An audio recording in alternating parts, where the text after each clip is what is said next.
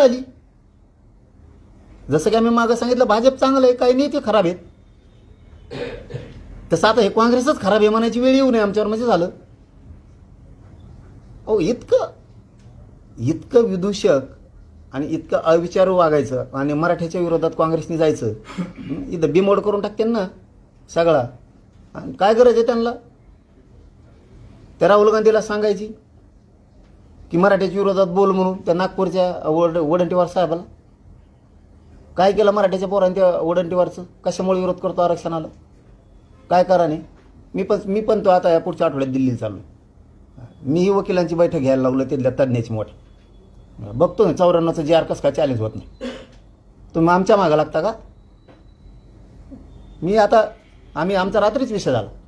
दिल्लीच्या सगळ्या तज्ज्ञाशी, वकिलांशी, मोठमोठाल्या तिथले वरिष्ठ सुप्रीम कोर्टाचे वकील आहेत त्यांच्याशी चर्चा करायची. मुंबईतल्या सुद्धा ज्येष्ठ जेवढे नामवंत वकील आहेत त्यांच्याशी पण चर्चा करायची वरिष्ठांशी. 94चा जे आर 50%च्या वर गेल्या 2% आरक्षण चॅलेंज करायचं. तुम्ही आमचं वाटोळं करायला निघाला म्हणलं मी बी सोडित नाही तुम्हाला. हो द्या, आता काय व्हायचं. म्हणजे तुम्ही सरळ मराठीच्या अंगावर यायला लागला, वाटोळं करायला लागला. मी आता सुट्टी झाली, बहुतेक मी उद्या सुट्टी घेणारच. लगेच मी 2-4 दिवसात ठरवणार आहे. दिल्लीच्या बी सगळ्यात तिथं प्रत्यक्ष जाऊन त्यांच्याशी बैठक घेऊन चर्चा करून मी सुद्धा सुरू करणार आहे. आता आमच्या मागं घेण्यादेण्याची 7.5 लावता आमचं खरं असून विरोधात येत यांना मराठ्यांचं कल्याण होऊ वाटत नाही, मोठं होऊ वाटत नाही. मराठ्यांचं पोरांचं वाटोळं व्हावं इतकी नीच विचाराचे हे लोक आहेत, हे मराठ्यांच्या लक्षात आलं. सुरुवात तुम्ही केली, मी नाही केली. तुम्ही 3दा चॅलेंज केलं आमचं.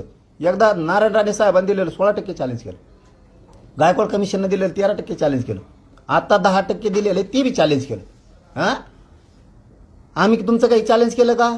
आता आम्ही लढून चटण्या भाकऱ्या खाऊन उपाशी तापाशी मुंबईत राहून आम्ही हैदराबादचा आणि पश्चिम महाराष्ट्र 17 संस्थांचा गॅजेटियरचा जे आर आणला.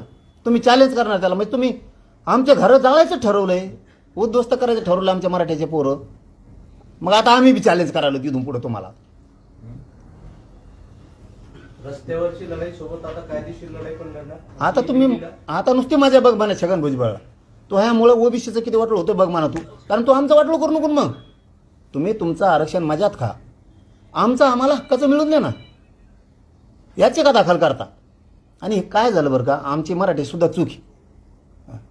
जातीवाद नको, जातीवाद नको, जातीवाद नको, जातीवाद नको, आपल्यात काही नको. अरे पण नुसतं आपण एकटेच म्हणतो ना, ते कुठं म्हणतात? त्यांनी पण म्हणलं पाहिजे ना, मराठा ओबीसी आपण सामंजस्य राहिलं पाहिजे. आपण एकटेच म्हणतो. उदाहरणार्थ आपण एखाद्याला आपला पाहुणा म्हणतो. अरे नुसतं आपणच म्हणतो, ते कुठं म्हणतं आपल्याला पाहुणा आहे म्हणून? तसं आपण हमेशा सोडू द्यायचं? लागलं वाटलं व्हायला आमचं.